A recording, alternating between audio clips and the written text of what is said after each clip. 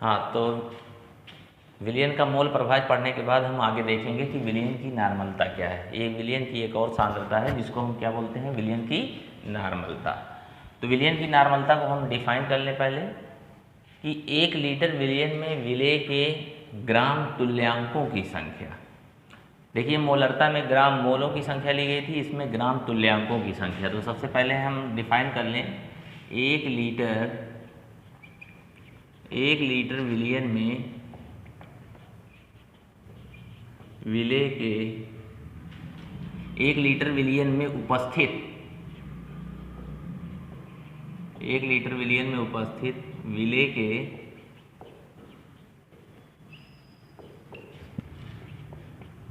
ग्राम तुल्यांकों की संख्या। ग्राम तुल्यांकों की संख्या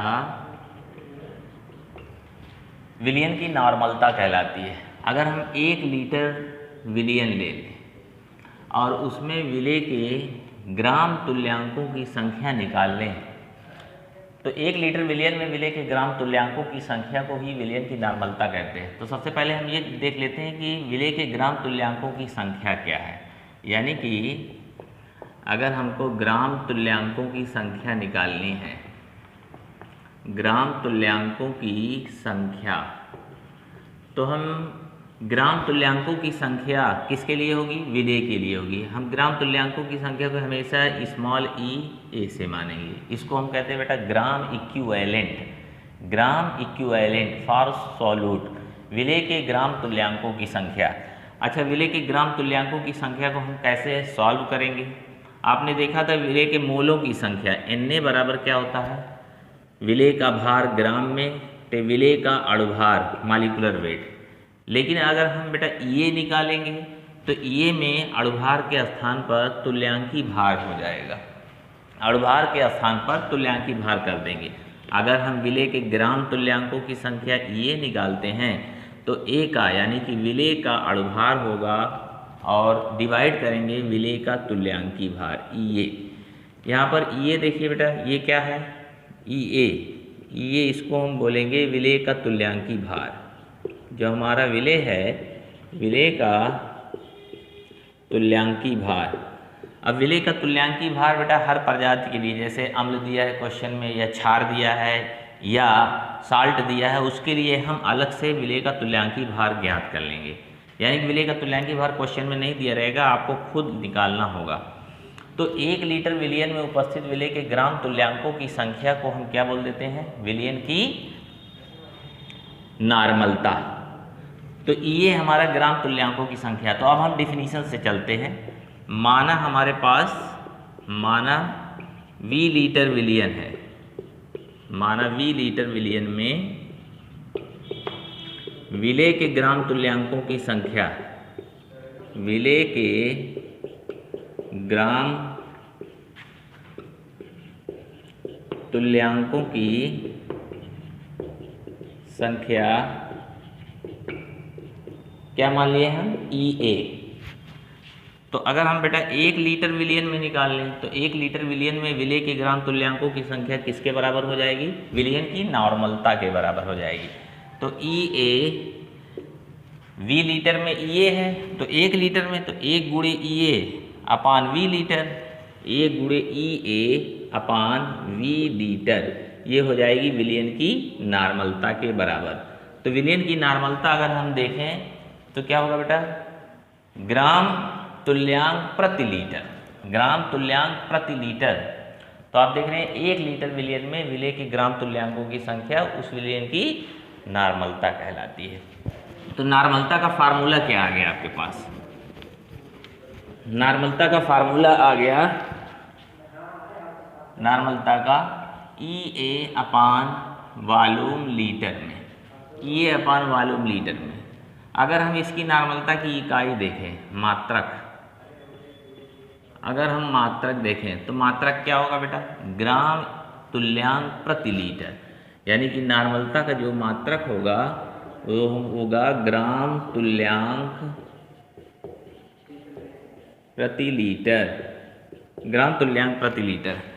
पहला। दूसरा ये देखना है कि विलयन की नॉर्मलता ताप पर निर्भर करेगी या नहीं, क्योंकि विलयन की नॉर्मलता में आयतन पद है, तो ताप बढ़ाने पर आयतन बढ़ता है और ताप घटाने पर घट जाता है।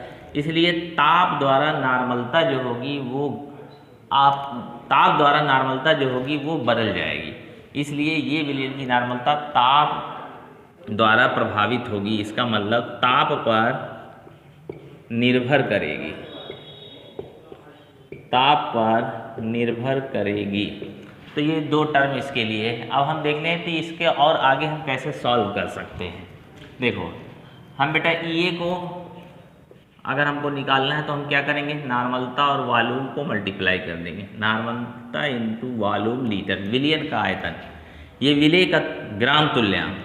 अच्छा, EA के स्थान पर क्या लिख सकते हैं, WA/EA।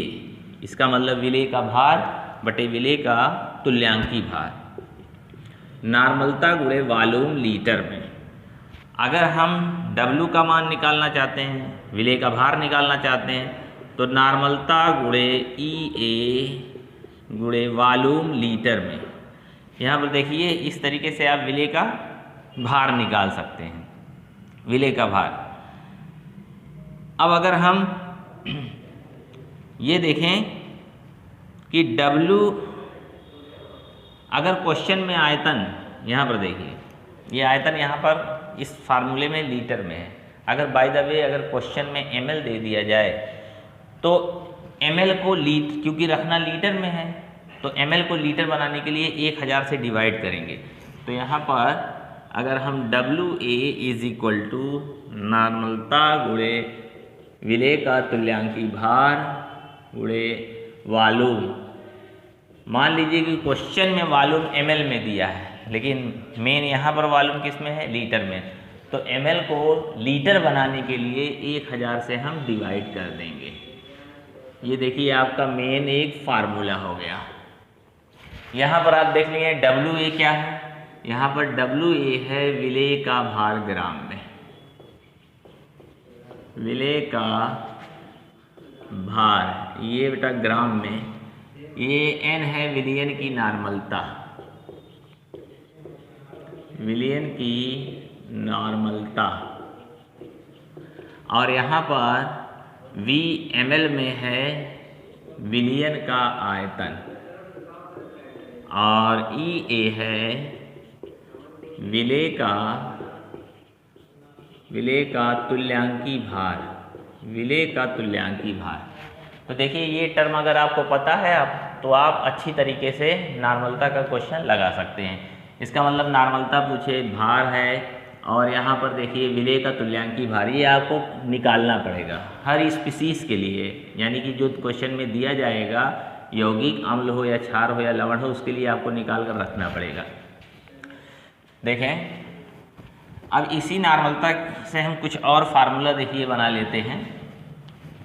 अगर ये फार्मूला हमारे पास है तो WA/EA को हम इधर कर दें, EA को इधर कर दिया तो नॉर्मलता गुणे वॉल्यूम ml में बटे कितना बचेगा, 1000।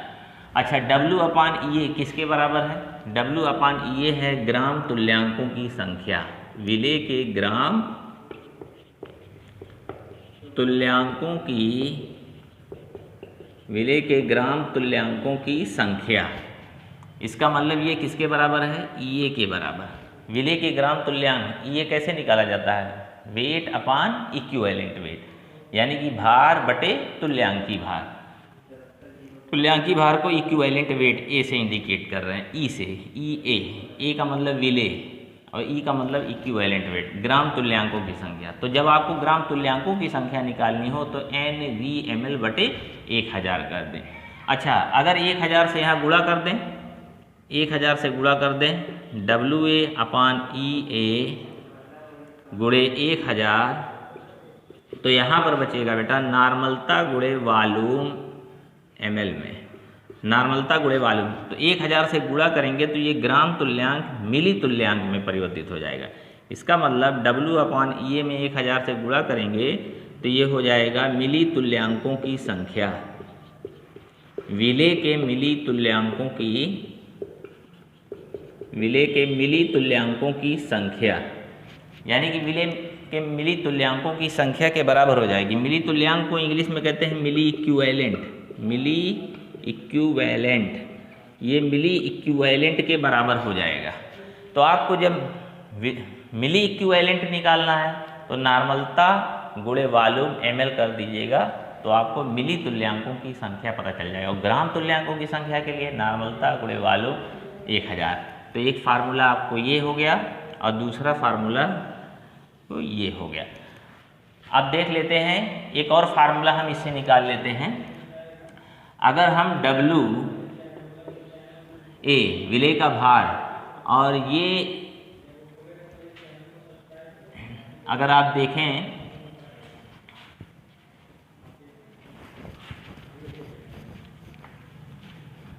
फार्मूले में, इसके पहले एक फार्मूला बना था WA = नार्मलता गुणे EA गुणे, जब वॉल्यूम को 1000 से डिवाइड कर दिया जाता है ml वॉल्यूम को 1000 से डिवाइड कर दिया जाता है तो वॉल्यूम लीटर बन जाता है।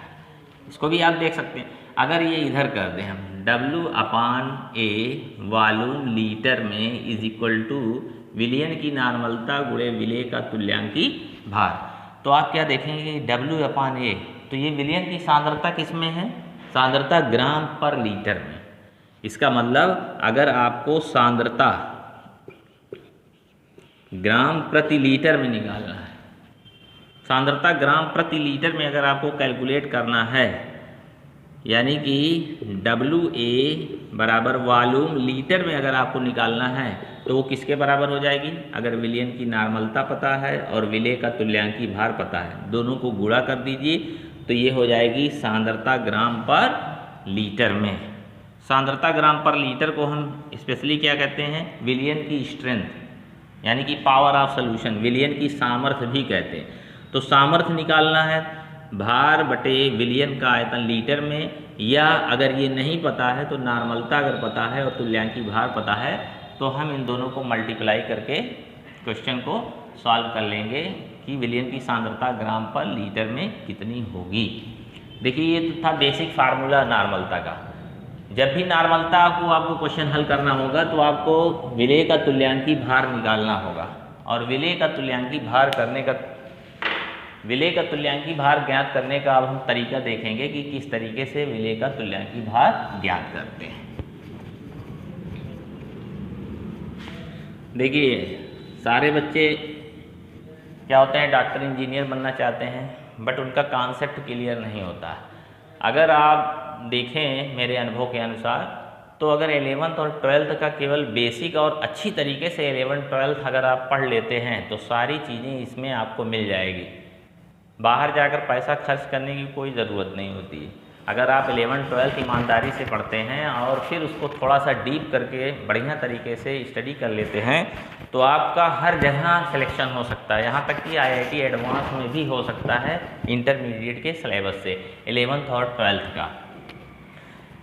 तो अब हम देख लेते हैं कि विलयन का तुल्यांकी भार कैसे ज्ञात करेंगे, जो क्वेश्चन में नहीं दिया रहेगा, और विलेय का तुल्यांकी भार निकालने के लिए फार्मूला क्या होता है।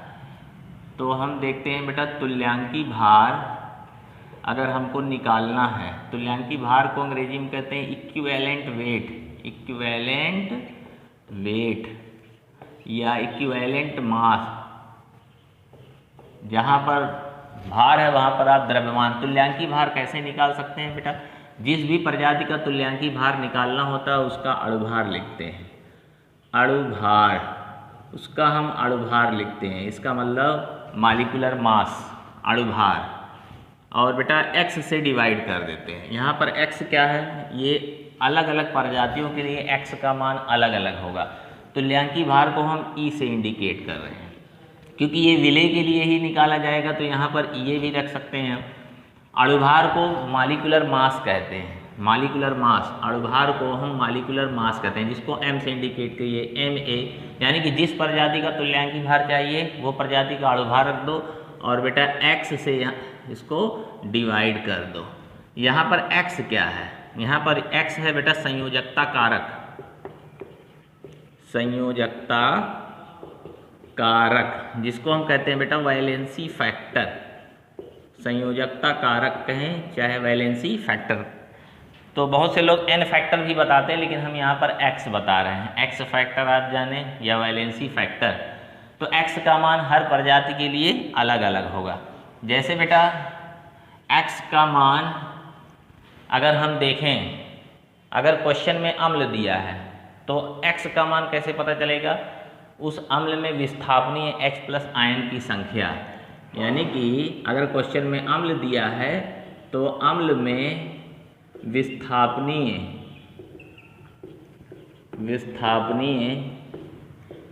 H प्लस आयन की संख्या वो आपके संयोजकता कारक x के बराबर हो जाएगी। अगर क्वेश्चन में अम्ल दिया है तो अम्ल में विस्थापनीय H प्लस आयन की संख्या x के बराबर हो जाएगी। जैसे मान लो आपको HCl दिया है तो इसमें कितना H प्लस आयन जा सकता है? एक H प्लस आयन।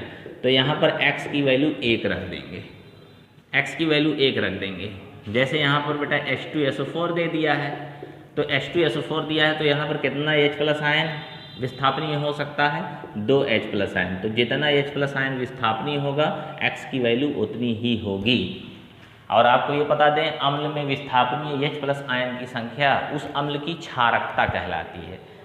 तो बेटा HCl की क्षारकता कितनी होगी? 1, और H2SO4 की क्षारकता कितनी होगी? 2 होगी। इस तरीके से अगर बेटा x का मान क्षारक दिया हो तो क्षारक के लिए हम क्या करेंगे? क्षारक में विस्थापनीय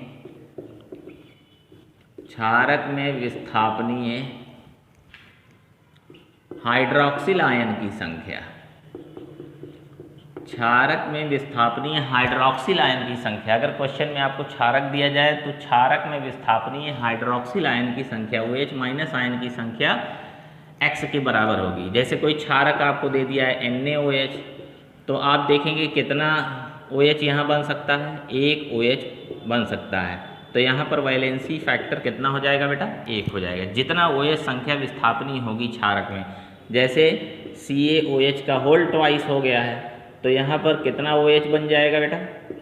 2 OH माइनस। तो यहाँ पर x की वैल्यू कितनी हो जाएगी? 2 हो जाएगी।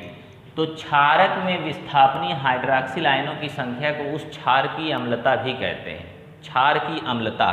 तो बेटा NaOH क्षार की अम्लता कितनी होगी? 1 होगी। और CaOH के होल ट्वाइस क्षार की अम्लता कितनी होगी? 2 होगी।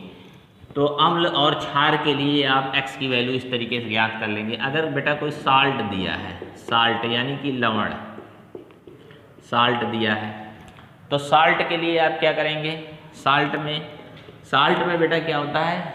जो भी धनायन और ऋणायन से बनते हैं, धनावेश और ऋणावेश की कुल संख्या बराबर होती है। तो आपको x की वैल्यू चाहे कुल धनावेश की संख्या लेनी है चाहे कुल ऋणावेश की संख्या लेनी है। तो साल्ट में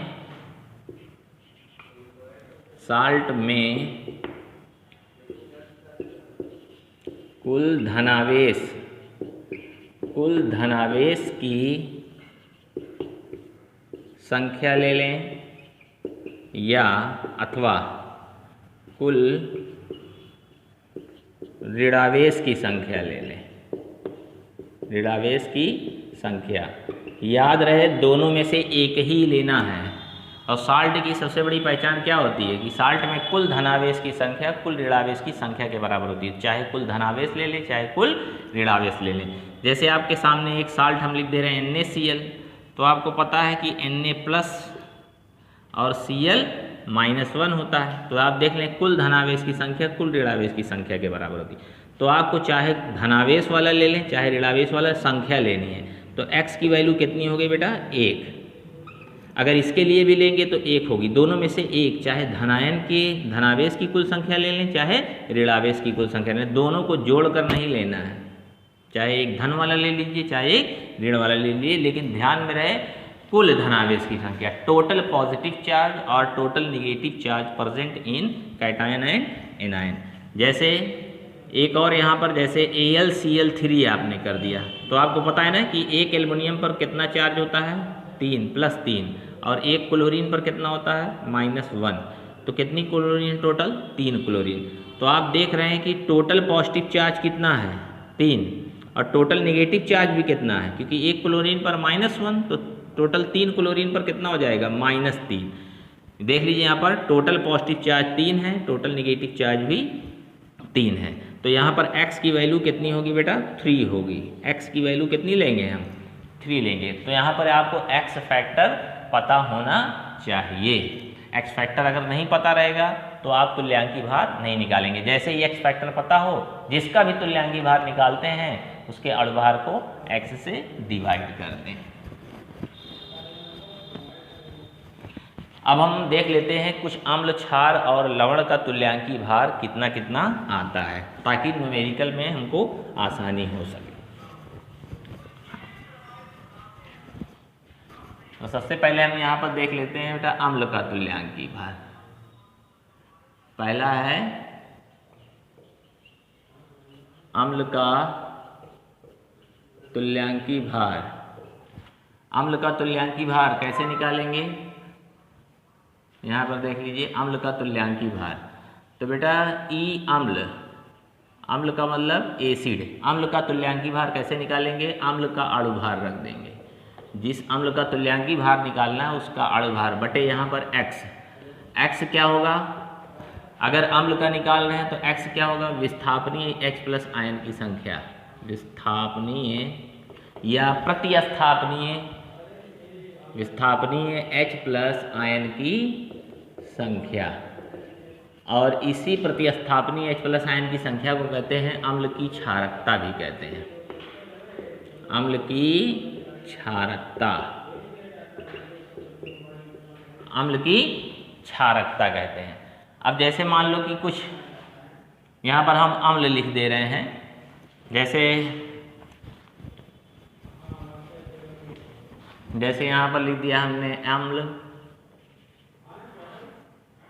अम्ल लिख दिया, और यहाँ पर अम्ल का मतलब है एसिड बेटा, एसिड, और यहाँ पर हम x फैक्टर लिख दें, और यहाँ पर E तुल्यांकी भार, तो अणुभार बटे क्या हो जाएगा, x हो जाएगा। जैसे हम H2SO4 ही ले लिया हमने, H2SO4, तो आप देखेंगे कि H2SO4 कितना H+ आयन रिलीज करेगा, 2 H+ आयन। तो जितना H+ आयन रिलीज करेगा x की वैल्यू उतनी ही होगी। तो H2SO4 के लिए x की वैल्यू 2 हो गई। अब H2SO4 का अगर आपको तुल्यांकी भार चाहिए तो H2SO4 का अणु भार रख दीजिए। H2SO4 का अणु भार कितना बेटा, 2 हाइड्रोजन का 2 प्लस सल्फर का 32 प्लस 16 चौका 64 डिवाइडेड बाई x फैक्टर इसका कितना है, 2 है, तो ये हो जाएगा 98 डिवाइडेड बाई 2, ये हो जाएगा 49। इसी तरीके से सभी अम्ल का तुल्यांकी भार आपको निकालना है। जैसे मान लो कि एक आ गया बेटा H2O2, तो H2O2 अगर आ जाएगा तो आप देखेंगे कितना H+ जाएगा, यहाँ से 2 H+ विस्थापनीय होगा। तो x की वैल्यू कितनी हो जाएगी, 2, x की वैल्यू 2 हो गई। तो यहाँ पर तुल्यांकी भार कैसे निकालेंगे, जिसका आपको तुल्यांकी भार निकालना है उसका अणु भार रखेंगे। इसका मतलब ये H2O2 का अणु भार, तो 2 हाइड्रोजन का भार 2 बेटा, ऑक्सीजन का एक 16 होता है, 16 दूनी कितना हो जाएगा 32 डिवाइडेड बाई 2, ये हो जाएगा 34/2, यानी कि इसका तुल्यांकी भार H2O2 का तुल्यांकी भार 17 आएगा। और भी अम्ल है, जैसे आप खुद समझदार हैं, अब आप निकाल सकते हैं। जैसे आपको H2S दे दिया गया है, तो जरा बताओ x की वैल्यू कितनी होगी, 2 H+ आयन जाएगा, तो x की वैल्यू 2 होगी। तो इसका अणुभार लिखेंगे और 2 से डिवाइड कर देंगे तो H2SO4 का आ जाएगा। और अम्ल अगर देखेंगे, जैसे एस्टिक एसिड ले लिया, CH3COOH ले लिया, एस्टिक एसिड, तो एस्टिक एसिड वैल्यू में x की वैल्यू कैसे पता चलेगी, यहाँ तो 3 हाइड्रोजन है, यहाँ 1 हाइड्रोजन है, ये वाला जो हाइड्रोजन है कार्बन से लगा है। तो हाइड्रोजन और कार्बन जो होता है वो बंद, वो ज़्यादा ध्रुवीय नहीं होता है, ये वाला हाइड्रोजन प्रतिस्थापनीय नहीं होगा। हाइड्रोजन और ऑक्सीजन से लगा, ये वाला हाइड्रोजन ऑक्सीजन से लगा है, अधिक ध्रुवीय होने के कारण आसानी से प्रतिस्थापनीय हो जाएगा। तो यहाँ पर ये 3 हाइड्रोजन नहीं निकलेगा, ये वाला ऑक्सीजन से लगा हाइड्रोजन निकल जाएगा। तो यहाँ पर 1 H+ रिलीज होगा, तो x की वैल्यू कितनी हो जाएगी, 1 हो जाएगी। और इस अम्ल का आपको तुल्यांकी भार चाहिए, तो इसका आप अणु भार रखिए और कितने से डिवाइड कर दीजिए, 1 से डिवाइड कर दीजिए, तो आ जाएगा। यहाँ पर देख लीजिए COOH, इसको हम कहते हैं बेटा ऑक्सैलिक एसिड, ऑक्सैलिक एसिड, ये हमारा ऑक्सैलिक एसिड है। तो ऑक्सैलिक एसिड को इस तरीके से भी देते हैं H2C2O4, देख लीजिए H2C2O4 ऑक्सैलिक एसिड। तो ऑक्सैलिक एसिड में आप देख रहे हैं कि जितना OH ग्रुप होगा, जो हाइड्रोजन ऑक्सीजन से लगा होगा, बड़ी ही आसानी से निकल जाएगा। तो यहाँ पर 2H प्लस आयन आसानी से रिलीज होंगे, X की वैल्यू 2 होगी, तो X की वैल्यू 2 रखिए। इसका तुल्यांकी भार निकालना है, तो इसका अणुभार बटे कितना कर देंगे, 2 कर देंगे, तो आपको इस अम्ल का निकल जाएगा। अगर हम यहाँ पर H3PO4 लें, इसको हम कहते हैं फास्फोरिक एसिड, यहाँ पर लिख दिया हमने फास्फोरिक एसिड। तो इसमें बेटा 3 हाइड्रोजन दिख रहा है। जो ये तीनों हाइड्रोजन दिख रहा है वो एक्चुअली में तीनों हाइड्रोजन ऑक्सीजन से लगा है। जब इसकी संरचना बनाएंगे तो इसकी संरचना इस तरीके से, देखिए 11th में आपने पढ़ा है स्ट्रक्चर बनाना।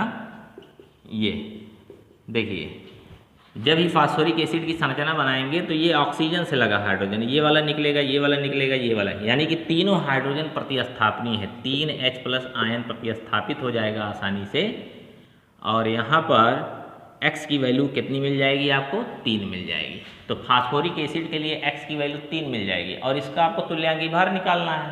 तो 1 हाइड्रोजन का 1, 3 हाइड्रोजन का 3, फास्फोरस का भार कितना 31, ऑक्सीजन का 16 जोड़ देंगे और 3 से डिवाइड कर देंगे तो तुल्यांकी भार आ जाएगा। इसका मतलब इसका तुल्यांकी भार क्या होगा बेटा, अणुभार बटे 3 m/x। इसका मतलब अणुभार को 3 से डिवाइड कर देंगे तो H3PO4 का तुल्यांकी भार निकल जाएगा। अब अगर हम देख लें H3PO3, देखिए पहला PO4 था, H3PO3, इसको हम कहते हैं बेटा फास्फोरस एसिड। अब जरा इसमें बताइए कि कितना 3 हाइड्रोजन दिख रहा है, कितना हाइड्रोजन प्रतिस्थापनीय होगा। तो इसमें प्रतिस्थापनीय हाइड्रोजन बेटा 2 होगा, दिख तो 3 रहा है लेकिन 2 होगा। तो ये स्ट्रक्चर से क्लियर होता है, स्ट्रक्चर में बेटा 2 OH ग्रुप होते हैं, इसके स्ट्रक्चर में 2 OH ग्रुप होते हैं। इसका मतलब क्या हो गया कि एक हाइड्रोजन फास्फोरस से लग जाता है। फास्फोरस एसिड में 3 में से 1 हाइड्रोजन फास्फोरस से लग जाता है और 2 हाइड्रोजन ऑक्सीजन से लगा होता है। तो जो ऑक्सीजन से लगा है वो आसानी से प्रतिस्थापनीय हो जाता है।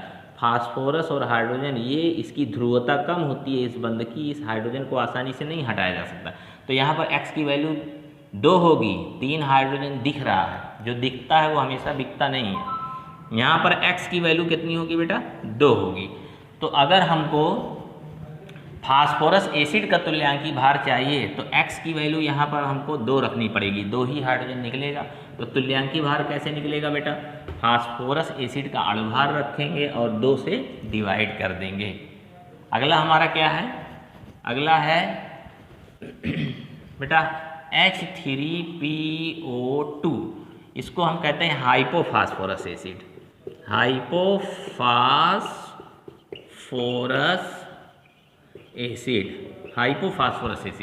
इसमें आपको क्या दिख रहा है, इसमें दिख रहा है 3 हाइड्रोजन है। क्या ये तीनों हाइड्रोजन निकलेगा, नहीं, ये तीनों हाइड्रोजन नहीं निकलेगा, इसमें केवल 1 हाइड्रोजन निकलेगा। ऐसा क्यों है, 3 हाइड्रोजन दिख रहा है लेकिन 1 ही हाइड्रोजन प्रतिस्थापनीय है, क्योंकि 1 हाइड्रोजन ऑक्सीजन से लगेगा, बाकी 2 हाइड्रोजन इस फास्फोरस से लगेगा। जरा संरचना से देख लें, इसमें 2 हाइड्रोजन बेटा किससे लगता है, फास्फोरस से, 2 हाइड्रोजन फास्फोरस से लगता है। देख लीजिए H3PO2, तो यहाँ पर आपको एक ही OH ग्रुप मिला, जहाँ पर OH ग्रुप है वही वाला हाइड्रोजन ध्रुवता के कारण आसानी से चला जाएगा। तो यहाँ पर X की वैल्यू कितनी होगी बेटा, 1 होगी। तो अगर H3PO3 का तुल्यांकी भार आपको निकालना है तो H3PO3 का तुल्यांकी भार निकालने के लिए हम इसका अणुभार लेंगे, यानी कि अगर हमको निकालना है तो m/x की वैल्यू 1 होगी, x की वैल्यू 1 हो जाएगी। तो इन तीन टाइप के आप देखेंगे H3PO4, H3PO3 और H3PO2, phosphoric acid, phosphorus acid और हाइपोफास्फोरस एसिड। यहाँ पर बेटा X की वैल्यू तो 3 होगी, तीनों हाइड्रोजन चला जाएगा, इस वाले क्वेश्चन में 3 हाइड्रोजन है बट x की वैल्यू 2 होगी, और यहाँ पर 3 हाइड्रोजन दिख रहा है बट x की वैल्यू कितनी होगी, 1 होगी। तो अणुभार बटे 3, यहाँ पर तुल्यांकी भार कैसे निकालेंगे, इसका अणुभार बटे 2, इसका अणुभार बटे 1 करेंगे तो अम्ल का तुल्यांकी भार निकल जाएगा। हम दूसरे कंडीशन में देखते हैं, अगर हमारा क्वेश्चन क्षारक आ गया, क्षारक, तो क्षारक का तुल्यांकी भार, क्षारक का हम तुल्यांकी भार कैसे निकालेंगे बेटा, क्षारक को अंग्रेजी में कहते हैं बेस, बेस क्षारक का तुल्यांकी भार। तो बेटा जिसका तुल्यांकी भार निकालना है, मान लीजिए कि बेस का आपको तुल्यांकी भार निकालना है, तो उसी बेस का अणुभार रख दीजिए और यहाँ पर x से डिवाइड कर दीजिए। यहाँ पर x क्या होगा बेटा, अभी आप लोगों को पढ़ाया, अगर क्षारक होगा तो x का मान क्या होगा बेटा, प्रतिस्थापनीय हाइड्रॉक्सिल आयनों की संख्या। यहाँ पर हो जाएगा प्रतिस्थापनीय हाइड्रॉक्सिल आयनों की संख्या, प्रतिस्थापनीय हाइड्रॉक्सिल आयनों की संख्या। और किसी भी क्षारक में प्रतिस्थापनीय हाइड्रॉक्सिल आयनों की संख्या को उस क्षार की अम्लता भी कहते हैं, यानी कि जो क्षारक लिया है आपने, क्षारक की अम्लता भी कहते हैं इसको क्षारक की अम्लता का नाम दिया जाता है। तो कुछ क्षारक हम देखते हैं तो उसका आप देखेंगे कि इस तरीके से तुल्यांकी भार निकालेंगे। इसको कॉपी कर लीजिए,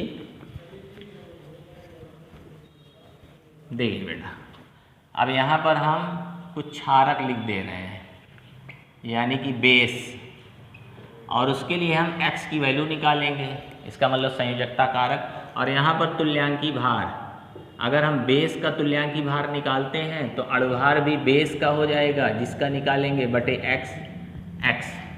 यहाँ पर देख लीजिए बेटा NaOH, sodium hydroxide, sodium hydroxide, ये बेटा नाम से आता है, इसको हम कास्टिक सोडा भी कहते हैं, कास्टिक सोडा, ये इसी नाम से आता है।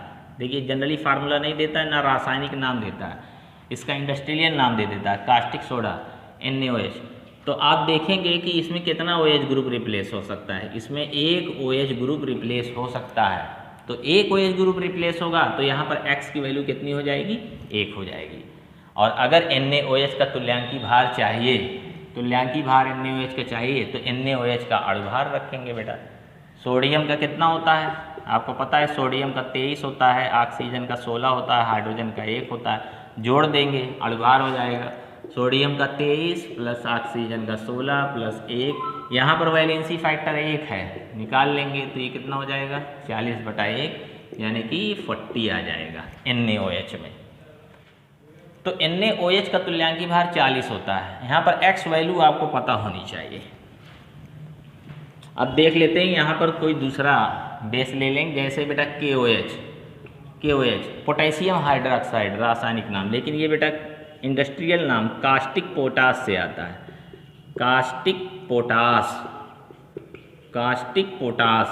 इसको हम कास्टिक पोटास कहते हैं। तो यहाँ पर देखें वैलेंसी फैक्टर कितना है, x की वैल्यू 1 हो जाएगी, क्योंकि एक OH माइनस बनेगा।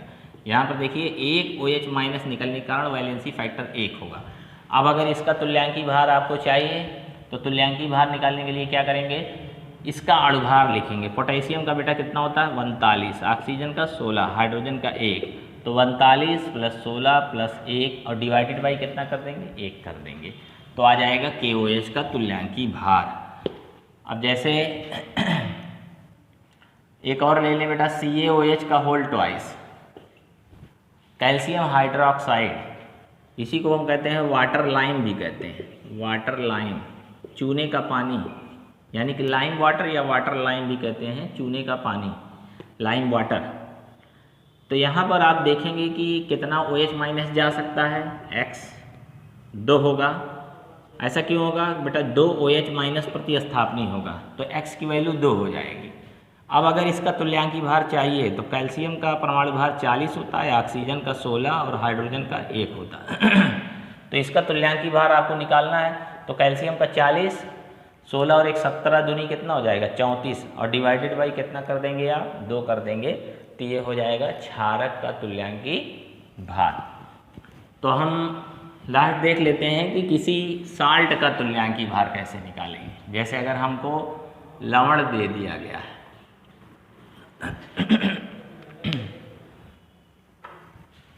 लवण या साल्ट कोई दे दिया गया है, साल्ट का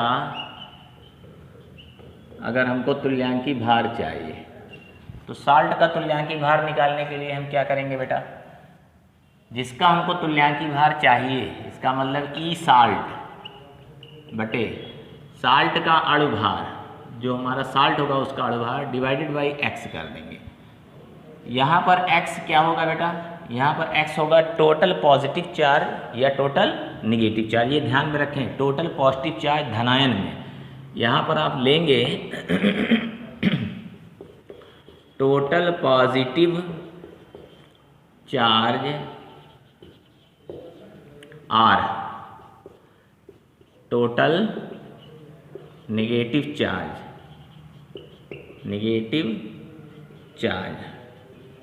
आप लिख सकते हैं यहाँ पर number, total number of positive charge और total number of negative charge. Total number of positive charge, total number of negative charge एक ही लेना है, क्योंकि बेटा साल्ट में दो पार्ट होते हैं, एक धनायन होता है और एक ऋणायन। धनायन का कुल धनावेश ऋणायन के कुल ऋणावेश के बराबर होता है। तो चाहे आपको टोटल पॉजिटिव चार्ज लेना है चाहे टोटल निगेटिव, दोनों जोड़कर नहीं लेना है, दोनों जोड़कर आपको नहीं लेना है।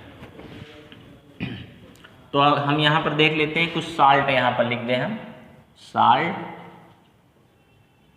और यहाँ पर x की वैल्यू, और यहाँ पर हम तुल्यांकी भार कैसे निकालेंगे, m/x कर देते हैं। तो साल्ट हमने मान लीजिए कि NaCl लिया, अब हम NaCl का अणुभार निकालना चाहते हैं, तो हम सबसे पहले इसका देखेंगे कि इस साल्ट का वैलेंसी फैक्टर कितना है। तो ये बेटा Na+ बनाएगा और Cl-। अब जरा बताइए टोटल पॉजिटिव चार्ज कितना है, 1 है, और टोटल नेगेटिव चार्ज कितना है, -1 है। तो साल्ट में टोटल पॉजिटिव चार्ज और टोटल नेगेटिव चार्ज बराबर होते हैं, साइन अपोजिट होगा लेकिन नंबर बराबर होंगे। तो दोनों में से एक लेना है, चाहे ये एक ले लीजिए चाहे एक, दोनों को जोड़कर नहीं लेना है। तो यहाँ पर x की वैल्यू बेटा NaCl साल्ट के लिए x की वैल्यू वैलेंसी फैक्टर कितनी हो जाएगी, 1 हो जाएगी। x का मान 1 हो जाएगा, क्योंकि कुल धनावेश की संख्या 1 है या कुल ऋणावेश की संख्या 1 है। तो अगर हमको तुल्यांकी भार निकालना है NaCl का तुल्यांकी भार निकालना है, तो सोडियम का बेटा कितना होता है, सोडियम का होता है 23 और क्लोरीन का भार 35.5। तो क्लोरीन का 23 सोडियम का 23 और क्लोरीन का 35.5, इसको जोड़ देंगे और वैलेंसी फैक्टर NaCl का 1 है, 1 से डिवाइड कर देंगे, ये हो जाएगा 58.5। तो इस तरीके से साल्ट का हम आसानी से निकाल लेंगे। एक और साल्ट देख लो समझने के लिए, जैसे हम यहाँ पर बेटा Na2SO4 लिख लें, एक साल्ट हमारा Na2SO4 है, सोडियम सल्फेट है। अब हम क्या देखेंगे कि इसमें टोटल पॉजिटिव और निगेटिव चार्ज हमेशा इक्वल होता है साल्ट में। आप जरा बताएं, एक सोडियम पर कितना चार्ज होता है, +1 है, कितना सोडियम, 2 सोडियम, तो 2 सोडियम पर टोटल कितना चार्ज हो गया, टोटल हो गया इसका चार्ज +2। बेटा सल्फेट आयन पर कितना चार्ज होता है, -2 चार्ज, तो इसका टोटल कितना हो जाएगा, -2। आप देखेंगे कि टोटल पॉजिटिव चार्ज और टोटल निगेटिव चार्ज दोनों बराबर होते हैं, और दोनों में से एक चार्ज का नंबर लेना है, दोनों को जोड़कर नहीं लेना। ऐसा नहीं है कि 2 में 2 जोड़ दीजिए 4 हो जाएगा, चाहे ये वाला 2 ले लीजिए चाहे ये वाला 2। तो यहाँ पर सोडियम सल्फेट के लिए वैलेंसी फैक्टर कितना हो गया बेटा, 2 हो गया। अब अगर हमको इसका तुल्यांकी भार निकालना है, सोडियम सल्फेट का तुल्यांकी भार निकालना है, तो आपको पता है कि एक सोडियम का भार 23 होता है, सल्फर का 32 होता है, एक ऑक्सीजन का 16 होता है। तो अगर हमको सोडियम सल्फेट का तुल्यांकी भार चाहिए, तो एक सोडियम का 23, तो कितना सोडियम है यहाँ पर, 2 सोडियम है, 23 दूना कितना हो जाएगा, 46, प्लस सल्फर का कितना रखेंगे, 32, और प्लस एक ऑक्सीजन का 16 है, यहाँ पर 4 ऑक्सीजन है, 16 चौका 64, और बेटा डिवाइड कर देंगे वैलेंसी फैक्टर इसकी 2 से। तो इस तरीके से सोडियम सल्फेट का निकल जाएगा। आप देख लें, जैसे यहाँ पर एक एल्युमिनियम क्लोराइड ले लिया हमने साल्ट, ठीक। अब देख लें एक एल्युमिनियम पर कितना चार्ज होता है, +3 चार्ज। तो बेटा टोटल इस पर कितना हो गया, +3, एक ही है ये। एक क्लोरीन पर -1 होता है, -1 चार्ज होता है। टोटल कितनी क्लोरीन है, 3। तो टोटल नेगेटिव चार्ज कितना हो गया, -3। देखिए टोटल पॉजिटिव चार्ज और टोटल नेगेटिव चार्ज बराबर होता है हमेशा। टोटल पॉजिटिव और टोटल नेगेटिव चार्ज बराबर होता है। तो यहाँ पर x की वैल्यू कितनी होगी बेटा, चाहे टोटल पॉजिटिव चार्ज का नंबर ले लें चाहे टोटल नेगेटिव चार्ज, x की वैल्यू यहाँ पर 3 होगी। अब आप देखते हैं एल्युमिनियम का कितना होता है, 27, क्लोरीन का 35.5 होता है। तो 27 + 35.5 × 3 और डिवाइडेड बाई कितना हो जाएगा, 3 हो जाएगा। इसका मतलब इसका अगर हम निकालेंगे तो डिवाइड करके इसके अणुभार को 3 से डिवाइड कर देंगे तो निकल जाएगा। जैसे यहाँ पर निकालना चाहते हैं तो ये एल्युमिनियम का कितना रखेंगे, 27 + 35.5 × 3 डिवाइडेड बाई कितना कर देंगे, ये हमारा डिवाइड हो जाएगा 3 से। इस तरीके से आप एल्युमिनियम क्लोराइड का तुल्यांकी भार निकाल लेंगे। देखो एक साल्ट से और समझ लेते हैं, एल्युमिनियम सल्फेट Al2SO4 का होल थ्राइस।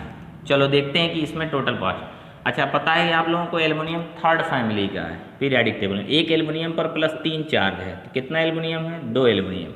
तो 2 एल्युमिनियम पर टोटल पॉजिटिव चार्ज कितना हो जाएगा, +6 हो जाएगा। ये टोटल पॉजिटिव चार्ज है। एक एल्युमिनियम पर +3 है तो 2 एल्युमिनियम पर ये हो गया टोटल।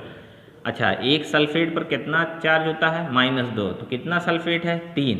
तो टोटल नेगेटिव चार्ज कितना हो गया, -6। यही बार बार हम बता रहे हैं, किसी भी साल्ट में टोटल पॉजिटिव चार्ज या टोटल नेगेटिव चार्ज इक्वल होते हैं और दोनों में से एक का नंबर लेना है वैलेंसी फैक्टर के लिए। तो बेटा एल्युमिनियम सल्फेट के लिए x की वैल्यू कितनी हो जाएगी, 6 हो जाएगी। चाहे ये वाला ले लिए चाहे वाला, total number of positive charge और total number of negative charge लेना है। पॉजिटिव चार्ज नेगेटिव चार्ज नहीं लेना है, total number of positive charge या total number of negative charge, दोनों में से एक लेना है। तो यहाँ पर अगर आप देखेंगे कि एल्युमिनियम का कितना होता है, 27, सल्फर का होता है 32, ऑक्सीजन का होता है 16। अगर हम एल्युमिनियम सल्फेट का तुल्यांकी भार पता करना चाहें तो एल्युमिनियम का 27 होता है, तो 27 × 2 ये हो जाएगा 27 × 2। अब दूसरा तत्व आ गया 27 × 2, दूसरा तत्व आएगा तो प्लस लगा देते हैं बेटा, प्लस। यहाँ पर सल्फर का कितना है, 32 और प्लस 16 चौका 64। एक ऑक्सीजन का 16 तो 4 का 16 चौका 64 और इसको कितने से गुणा कर देंगे बेटा, 3 से, क्योंकि 3 सल्फेट है, 3 से गुणा कर देंगे। और इसको डिवाइड कितने से करेंगे बेटा, 6 से। तो अणुभार बटे 6 अगर आप कर देंगे तो इस साल्ट का तुल्यांकी भार पता चल जाएगा। इसको आप कॉपी कर लीजिए।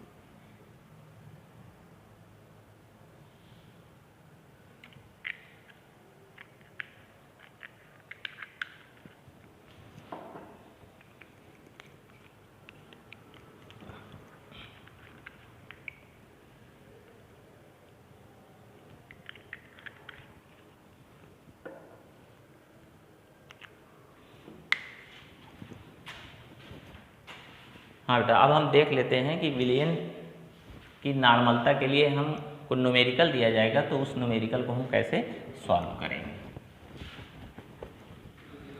इतना आपको ज़रूरी था पढ़ना, तभी आप न्यूमेरिकल लगा पाएंगे।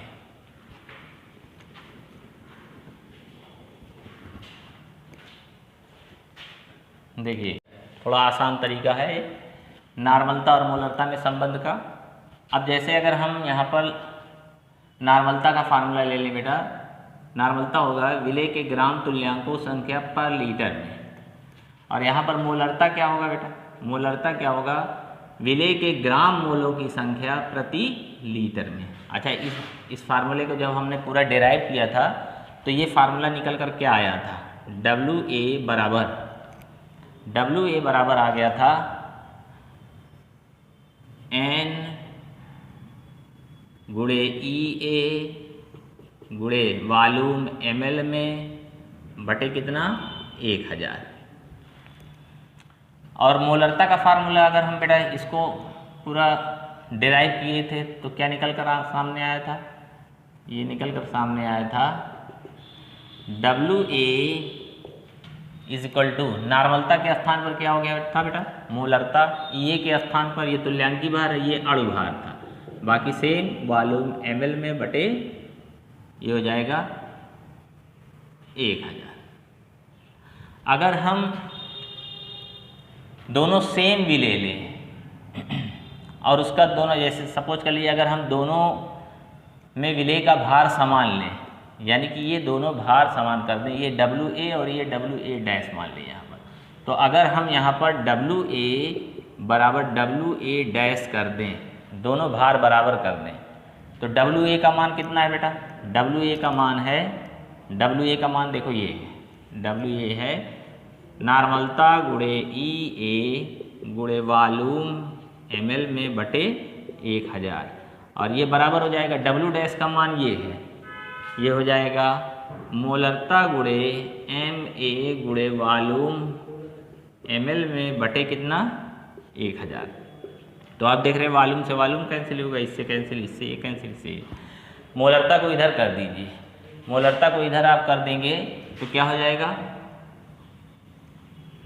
ये हो जाएगा नॉर्मलता अपान मोलरता, नॉर्मलता अपान मोलरता, और EA को इधर कर दीजिए, ये हो जाएगा बेटा MA विलेय का अणुभार और विलेय का तुल्यांकी भार, विलेय का अणुभार और ये तुल्यांकी भार। अच्छा, MA और EA किसके बराबर है जरा देख लें। अगर हम तुल्यांकी भार निकालना चाह रहे थे तो EA बराबर कैसे निकाल रहे थे, MA डिवाइडेड बाई X, तो यहाँ पर X क्या है बेटा, X अगर निकालेंगे तो ये यहाँ पर आ जाएगा विलेय का अणुभार अपान विलेय का तुल्यांकी भार। देखिए यहाँ पर X क्या है बेटा, valency factor, valency factor, X valency factor है, इसका मतलब MA और EA का ये जो रेशियो है किसके बराबर है बेटा, X के। तो इसका मतलब एक फार्मूला आपको मिल गया, नॉर्मलता upon molarity is equal to विलेय का अणुभार और विलेय का तुल्यांकी भार इज इक्वल टू X। देखिए ये बहुत ही मोस्ट इम्पॉर्टेंट है नॉर्मलता और मोलरता में संबंध के लिए। तो नॉर्मलता और मोलरता में संबंध के लिए क्या गया, नॉर्मलता upon molarity is equal to विलेय का अणुभार विलेय का तुल्यांकी भार बराबर, क्योंकि ये मान X के बराबर है तो ये मान भी X के बराबर हो जाएगा। चलो अब देख लो,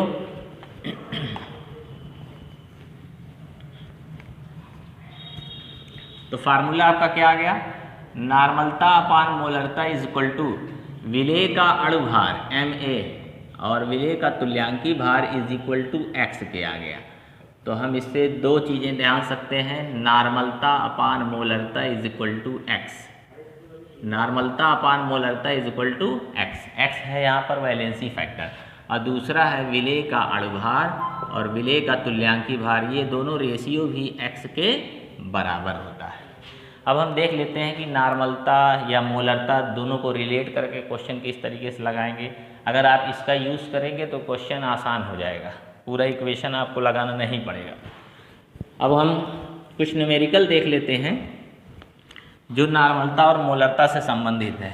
मान लीजिए कि हमारा क्वेश्चन ये है कि m बाई 30H2SO4 की नॉर्मलता ज्ञात करनी है।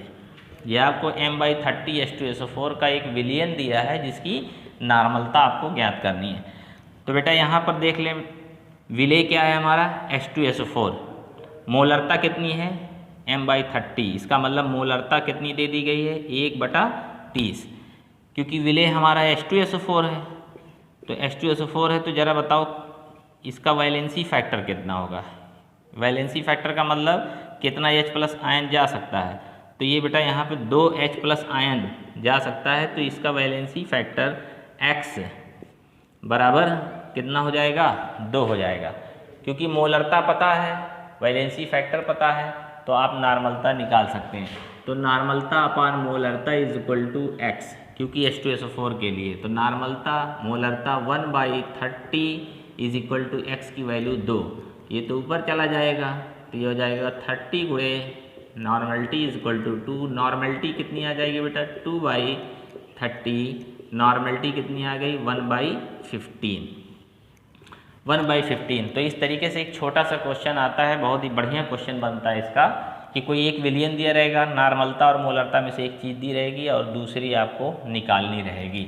अब जैसे मान लो कि ये क्वेश्चन और यहाँ पर दे दिया गया आपको, क्वेश्चन है m/10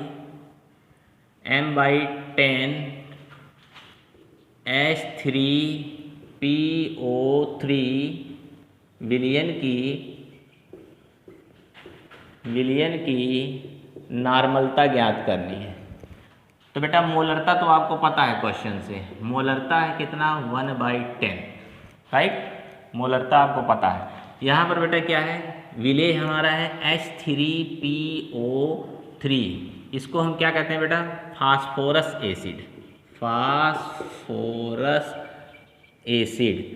तो हमने क्या बताया था कि अगर H3PO3 होता तो वैलेंसी फैक्टर 3 था। यहाँ पर बेटा क्या है कि 2 हाइड्रोजन ही केवल ऑक्सीजन से लगा है, 1 हाइड्रोजन फास्फोरस से लगा होता है जो विस्थापनीय नहीं होता। तो यहाँ पर वैलेंसी फैक्टर कितना होगा, 2 होगा। याद रखिए, इसको हमने बता दिया है कि 3 हाइड्रोजन में से 1 हाइड्रोजन फास्फोरस से लगा रहता है और 2 ऑक्सीजन से। जो हाइड्रोजन ऑक्सीजन से लगेगा वही प्रतिस्थापनीय हो। X की वैल्यू 2 है, तो फार्मूला क्या हो गया, नॉर्मलता upon molarity is equal to X।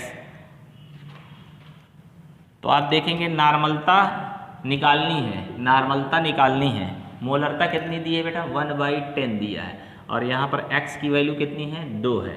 तो ये तो ऊपर चला जाएगा, 10n इज इक्वल टू 2 हो गया, तो n इज इक्वल टू 2/10, यानी कि नॉर्मलता 0.2 है। नॉर्मलता 0.2 का मतलब आप समझते हैं, इसका मतलब 0.2 ग्राम विलेय इक्विवेलेंट है 1 लीटर विलियन में, यानी कि 1 लीटर विलियन में विलेय के ग्राम तुल्यांकों की संख्या, क्योंकि नॉर्मलता है, ग्राम तुल्यांकों की संख्या 0.2 है। तो एक छोटा सा क्वेश्चन। अब अगला क्वेश्चन हम देखते हैं।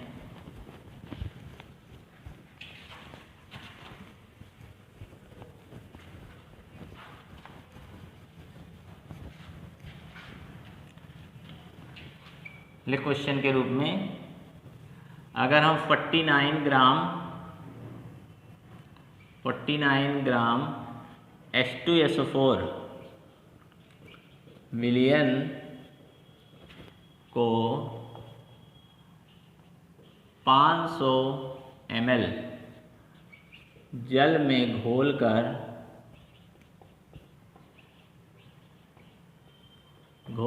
विलियन बनाया गया,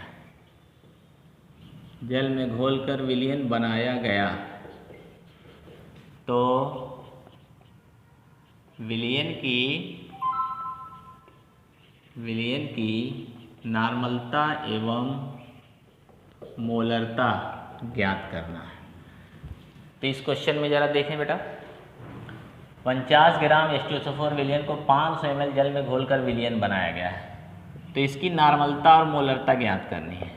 बेटा सबसे पहले अगर दोनों क्वेश्चन में ज्ञात करना है तो दोनों में सबसे पहले कौन आसान होगा, मोलरता ज्ञात करना, क्योंकि इसके सूत्र में अणुभार होता है। तुल्यांकी भार आप गलत कर सकते हैं, लेकिन वो अणुभार आप तुल्यांकी भार गलत कर सकते हैं, लेकिन अणुभार आप सही ही निकालेंगे। नॉर्मलता और मोलरता में सबसे पहले मोलरता की आप गणना कर लीजिए।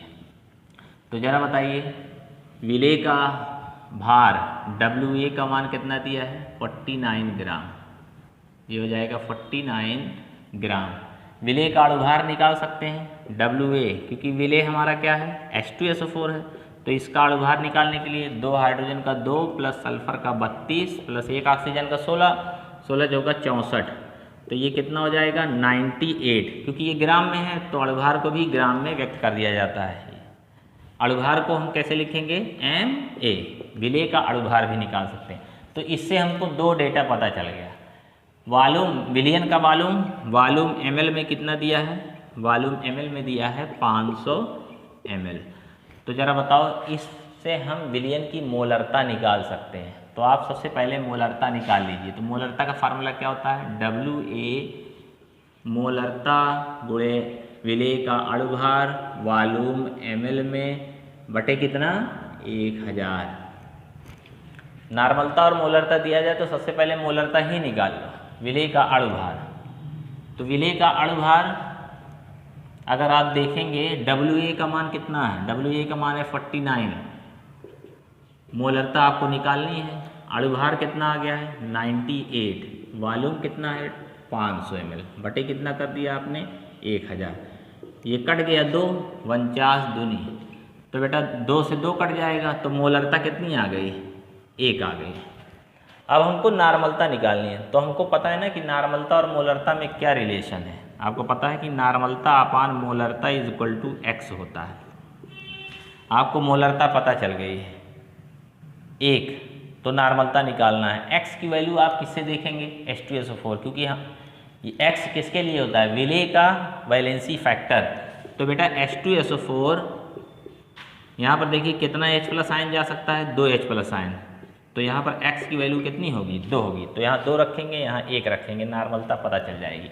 तो normality is upon molarity is equal to x हो गया, नॉर्मलता अपान मोलरता 1, x की वैल्यू 2, तो नॉर्मलता कितनी हो जाएगी बेटा 2 हो जाएगी।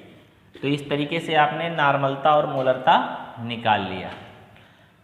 ऐसा नहीं है, अगर ये वाला फार्मूला आप नहीं लगाएंगे तो नॉर्मलता का पूरा इक्वेशन आपको लगाना पड़ेगा। नॉर्मलता का पूरा इक्वेशन क्या होगा, विलेय का भार यहाँ पर क्या हो जाएगा, नॉर्मलता यहाँ पर तुल्यांकी भार हो जाएगा। और अब तुल्यांकी भार आपको किसका निकालना पड़ेगा, H2SO4 का निकाल कर रखना पड़ेगा, तब आएगा। अगर इस फार्मूले का प्रयोग कर लेते हैं तो क्वेश्चन जल्दी सॉल्व हो जाएगा और कम टाइम होगा। समय की बचत सबसे महत्वपूर्ण होती है कि आप समय अपना बचा लें क्वेश्चन में, यही सबसे बेहतरीन चीज़ होती है।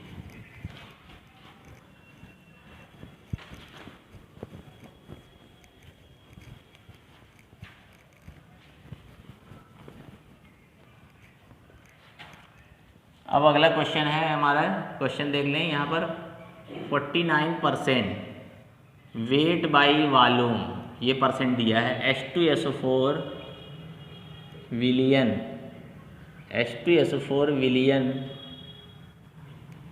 का घनत्व 1.2 ग्राम पर ml है। तो विलियन की नॉर्मलता एंड मोलरता ज्ञात कीजिए। विलियन की नॉर्मलता और मोलरता ज्ञात करनी। बेटा जब भी जैसे सपोज कर लीजिए क्वेश्चन में केवल नॉर्मलता ही पूछ लिया है, तो नॉर्मलता जब पूछ लिया है तो आप मोलरता ज्ञात कर लीजिए, नॉर्मलता और मोलरता में रिलेशन निकाल लीजिए, क्वेश्चन आपका हल हो जाएगा। तो जब भी नॉर्मलता पूछे तो आप मोलरता, या तो आप डायरेक्ट इक्वेशन लगाएं पूरे नॉर्मलता का, तब भी क्वेश्चन आएगा। अब जैसे सपोज कर लीजिए कि आप पूरा इक्वेशन लगाकर ही निकालना चाहते हैं, हम इसको 2 तरीके से आपको बता दे रहे हैं किस तरीके से सॉल्व करना है। तो मान लो कि अगर आप मान लीजिए केवल नॉर्मलता पूछा, नॉर्मलता डायरेक्ट निकालना चाहते हैं, नहीं तो सबसे बेस्ट तरीका क्या है, मोलरता निकाल लीजिए, फिर नॉर्मलता और मोलरता में रिलेशन करके नॉर्मलता आप निकाल लीजिए। तो सबसे पहले देख लीजिए कि इस डाटे का प्रयोग, वेट बाई वॉल्यूम, इसका मतलब क्या होता है। अगर हम इसको देखेंगे तो इसका मतलब क्या होता है वेट बाई वॉल्यूम, कि 100 ml विलियन है और उसमें विलेय का भार कितना है 49 ग्राम। तो अगर हम देखें 100 ml विलियन, 100 ml विलियन में विलेय का भार 49 ग्राम, इसका मतलब इस डाटा से विलेय का भार WA दे दिया है 49 ग्राम, विलेय का भार 49 ग्राम दिया है। और विलेय का भार अगर 49 ग्राम दे दिया है और यहाँ पर विलियन का आयतन दिया है। वॉल्यूम ऑफ सॉल्यूशन जो ml में दिया है वो 500 ml है, सॉरी 100 ml है, ये 100 ml दे दिया है। और घनत्व यहाँ पर 1.2 ग्राम पर ml दिया है। तो सबसे पहले देख लें, अगर हमको नॉर्मलता निकालनी है, जैसे हमने बोला कि नॉर्मलता और मोलरता, पहले मोलरता निकालेंगे तो आसान हो जाएगा, लेकिन आप नॉर्मलता निकालना चाहते हैं तो नॉर्मलता निकालना चाहते हैं तो नॉर्मलता का फार्मूला, डेराइव्ड फार्मूला हमने क्या बताया है, WA इज इक्वल टू विलियन की नॉर्मलता गुणे विलेय का तुल्यांकी भार गुणे वॉल्यूम ml में बटे कितना 1000। अच्छा, WA का मान पता है, विलियन का आयतन पता है, नॉर्मलता आपको निकालनी है। यहाँ पर EA आपको रखना पड़ेगा। EA बेटा विलेय का तुल्यांकी भार, विलेय कौन है यहाँ पर H2SO4, विलेय कौन है H2SO4। तो आप देखेंगे सबसे पहले तुल्यांकी भार निकाल लें। H2SO4 का तुल्यांकी भार अगर आपको निकालना होगा, H2SO4 का तुल्यांकी भार, तो बेटा H2SO4 का आप अणु भार और डिवाइडेड बाई x कर दीजिए। यहाँ पर x क्या है, वैलेंसी फैक्टर, अम्ल है, प्रतिस्थापनीय H+ आयन की संख्या। तो यहाँ पर प्रतिस्थापनीय H+ आयन की संख्या कितनी होगी बेटा 2 होगी, तो यहाँ पर हमारा वैलेंसी फैक्टर 2 होगा। अब आप निकाल लीजिए। अणु भार कैसे निकालेंगे, एक हाइड्रोजन का भार 1, 2 हाइड्रोजन का 2, एक सल्फर का कितना होता है बेटा 32 होता है, क्योंकि हाइड्रोजन का 1, सल्फर का 32, एक ऑक्सीजन का 16, तो 16 चौका कितना हो जाएगा 64, वैलेंसी फैक्टर हमारा 2 है, तो ये हो जाएगा 98 डिवाइडेड बाई 2, ये हो जाएगा 49, यानी कि आपका तुल्यांकी भार भी कितना आ गया 49। अब इस इक्वेशन में अगर हम रख दें तो विलियन की नॉर्मलता पता चल जाएगी, विलियन की नॉर्मलता हमको पता चल जाएगी। तो हम इस इक्वेशन में रख दें बेटा, इस वाले इक्वेशन में WA का मान कितना है 49, यहाँ पर देख लीजिए WA हमने रख दिया 49, विलियन की नॉर्मलता हमको पता करनी है, तुल्यांकी भार भी 49 है बेटा, गुणे वॉल्यूम कितना है, वॉल्यूम हमारा यहाँ पर देख लीजिए 100 ml बटे क्या है 1000।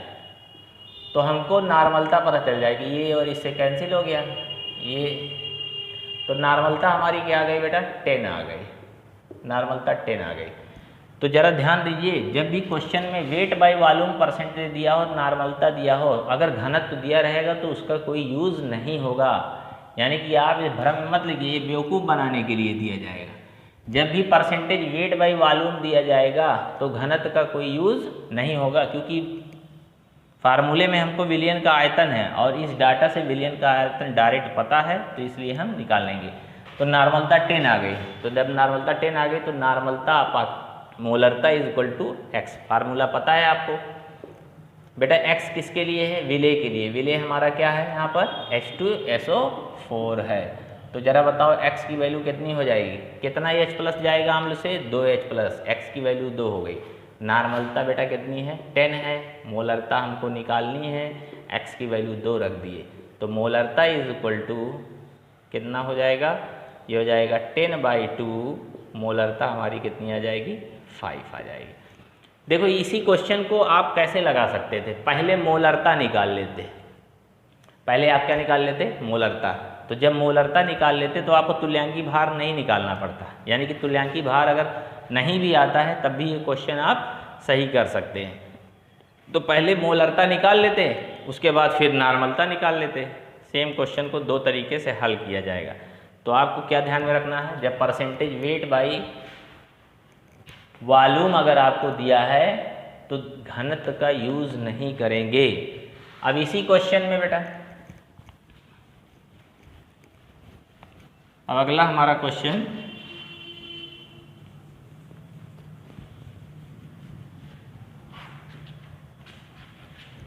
देखो, अगला हमारा क्वेश्चन यहीं पर हम क्या कर दे रहे हैं, वेट बाई वेट कर दें, यानी कि H2SO4 का जो 49% दिया है वो भार अनुसार दिया है, भार बटे भार H2SO4 1.2 ग्राम पर ml।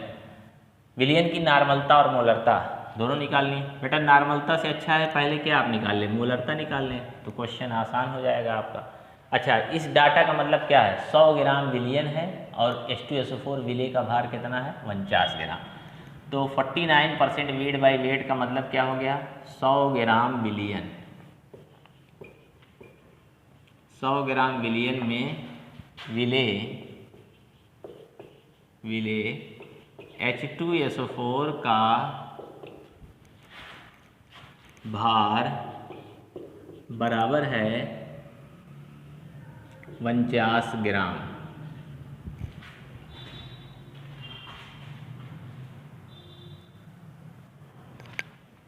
ये हो गया आपका 49 ग्राम।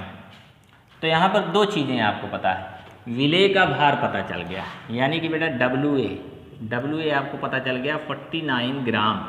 अच्छा यहाँ पर देखिए 100 ग्राम विलियन का द्रव्यमान पता है, यानी कि WS विलियन का द्रव्यमान, वेट ऑफ सॉल्यूशन पता है 100 ग्राम। लेकिन नॉर्मलता और मोलरता के फार्मूले में हम विलियन का द्रव्यमान नहीं होता है, विलियन का आयतन होता है। तो लेकिन यहाँ पर क्या क्वेश्चन दिया है, विलियन का घनत्व, डेंसिटी ऑफ सॉल्यूशन दिया है 1.2 ग्राम पर ml। तो हम इसका यूज करके सॉल्यूशन निकाल सकते हैं, विलियन का सॉल्यूशन का विलियन निकाल सकते हैं। तो डेंसिटी ऑफ सॉल्यूशन बराबर क्या होता है, घनत्व बराबर द्रव्यमान बटा आयतन, विलियन का घनत्व बटे विलियन का द्रव्यमान, विलियन का घनत्व बराबर विलियन का द्रव्यमान बटे विलियन का आयतन, वॉल्यूम ऑफ सॉल्यूशन, ये ml में ही होगा, वॉल्यूम ऑफ सॉल्यूशन। तो वॉल्यूम ऑफ सॉल्यूशन ml में कैसे निकाल सकते हैं, यहाँ पर देख लें, वॉल्यूम ऑफ सॉल्यूशन निकालने के लिए ये ds को यहाँ कर दीजिए, विलियन का द्रव्यमान बटे विलियन का घनत्व। विलियन का द्रव्यमान बेटा कितना है, ये है हमारा 100, और विलियन का घनत्व कितना है, विलियन का घनत्व है 1.2। तो विलियन का आयतन कितना आ गया 100/1.2 ml। तो जैसा कि आपको पता है इस क्वेश्चन में नॉर्मलता और मोलरता दोनों निकालना है। तो दोनों में से आप खुद है कि आप क्या निकालना चाहते हैं। नॉर्मलता निकालेंगे तो तुल्यांकी भार देखना पड़ेगा, मोलरता निकालेंगे तो तुल्यांकी भार नहीं देखना पड़ेगा। तो सबसे पहले हम मान लो मोलरता ही निकाल लिए।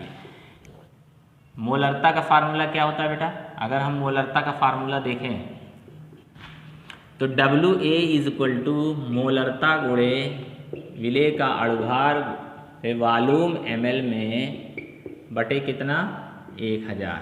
WA का मान कितना दिया है 49, ये दिया है 49।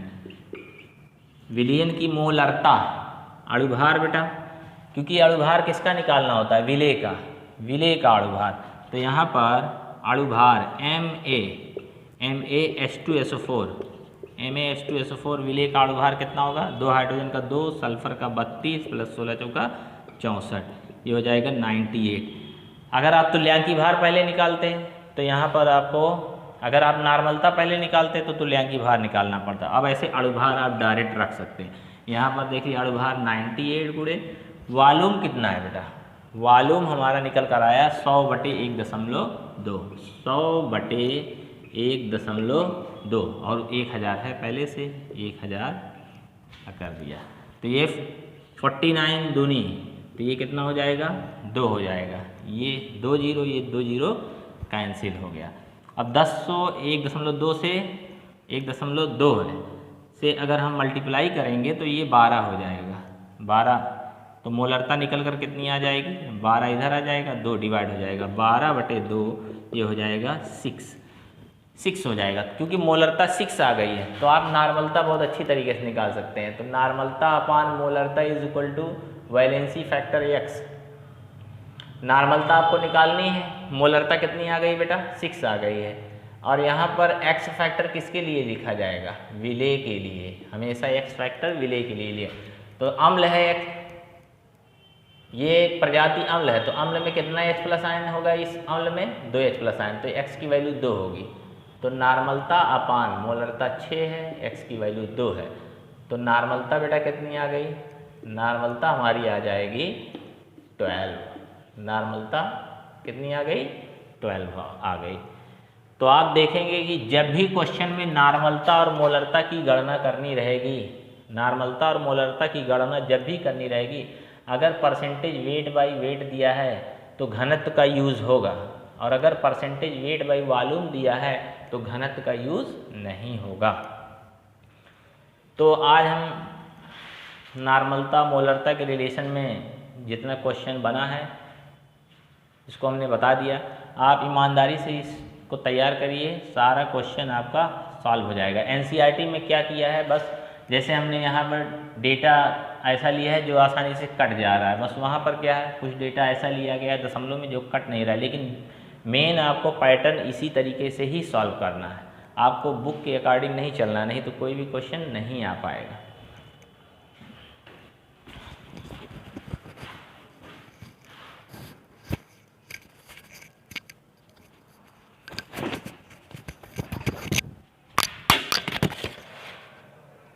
बंद कर दें।